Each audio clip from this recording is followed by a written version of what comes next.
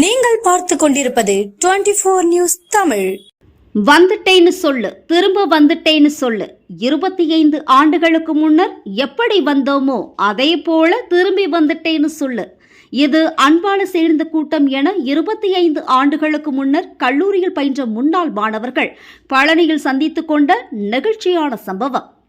திண்டுக்கல் மாவட்டம் பழனி பகுதியைச் சேர்ந்த கல்லூரி மாணவர்கள் கடந்த 1997 முதல் 2000 வரை 25 ஆண்டுகளுக்கு முன்னர் கல்லூரியில் படித்த மாணவர்களின் சந்திப்பு பழனியில் உள்ள தனியார் மண்டபத்தில் நடைபெற்றது.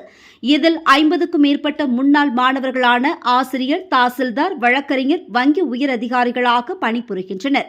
இவர்கள் நீண்ட நாட்களாக வாட்ஸ்அப் குழு மூலம் நண்பர்களை ஒன்றிணைத்து இன்று பழனியில் சந்தித்தனர்.